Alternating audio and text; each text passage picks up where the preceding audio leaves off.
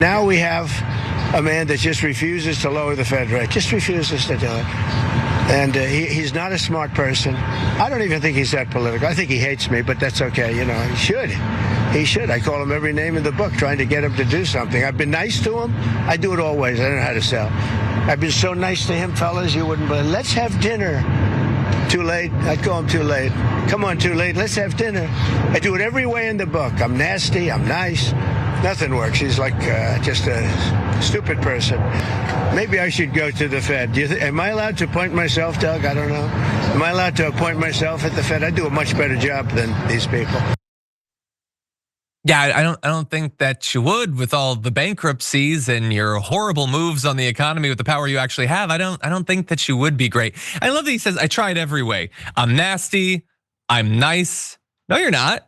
You're nasty. You're nasty in a variety of different ways. You literally called him stupid in that. And by the way, the opposite of calling him a nasty name is not inviting him to dinner if the dinner is going to be with you. That's still nasty, man. No, send him on a nice dinner with other people maybe, but having food with you is not gonna be diplomatic from most people's point of view. And it doesn't mean that he's political. Lots of people have been forced to know how grotesque you are as a human without actively following politics on a daily basis. But in any event, there's a purpose to Donald Trump attacking the head of the Fed, Jerome Powell. It's that he wants the Fed to make moves that he thinks will benefit his administration. And he would word it a little bit differently. He'd say he thinks it would benefit the American economy. That is very debatable at this point, particularly when you find out how much he wants Jerome Powell to do. So he, among other things, bleated this: "Too late, Jerome Powell." Great nickname. He has not lost a step. He's still as sharp as ever. Is costing our country hundreds of billions of dollars. He is truly one of the dumbest and most destructive people in government, and the Fed board is complicit. Let's pause there.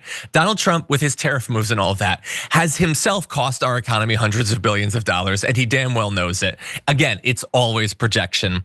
Europe has had 10 cuts. We have had none. We should be 2.5 points lower and save billions on all Biden's short-term debt. We have low inflation. Too late's an American disgrace. So to be clear, he wants the Fed to cut interest rates by 2.5% at once. That's like 10 cuts instantly. And you might think, well, again, no, he just thinks this would be beneficial, and that's the only thing he cares about. I want to remind everyone, back in, I think, like February of last year, he warned Jerome Powell, don't you dare lower interest rates, because he thought that would benefit Biden. So at that point, he was like, don't mess with it. If you mess with the Fed, the only reason you'd be doing it is to benefit yourself politically. But now he wants them to do literally years worth of cuts. Now, that's not actually how it works. He doesn't even have the power to fire him. That doesn't mean he won't do it. He's been violating all sorts of laws and aspects of the Constitution. But I also want to remind everyone that whether he fires him or not, his term will be up. I think it's within the next year, and he'll be able to put someone in that position. And God only knows what sycophantic psychopath he'll put in that position then. And then we'll all potentially be screwed. Brett, what do you think? There's a lot to unpack here. First of all, when he says that the Fed chair is political, like they're not supposed to be. Like the Fed is independent. It's designed to be independent. It's designed to make decisions in the best interests of the economy, not in the best interests of one president or another.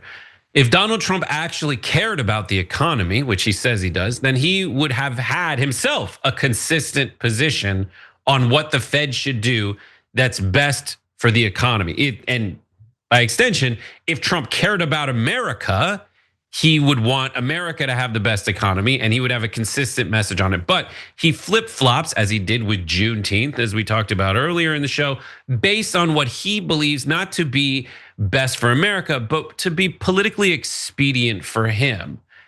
And then the question becomes, and he does that to get power, so he can do whatever he wants. And then the question becomes, what does he actually want?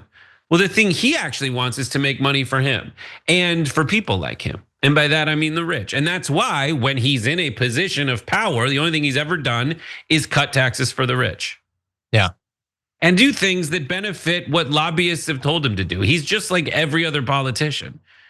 And when you talk about, last thing I guess is when you talk about who he might replace the Fed chair with, well, sadly, he's going to replace it with like a Mark Levin or like a Kudlow or a Crane, whatever that guy's name is, Kudlow. Yeah. Larry Kudlow. He's not going to replace it with someone who's good at the job, just like he did with the Secretary of Defense. He's going to replace it with someone who plays that role on television and has no godly idea what they're doing. And the reason he wants interest rates lower is because he's meth addicted. You cut the interest rates, money's cheap. People do a bunch of investing.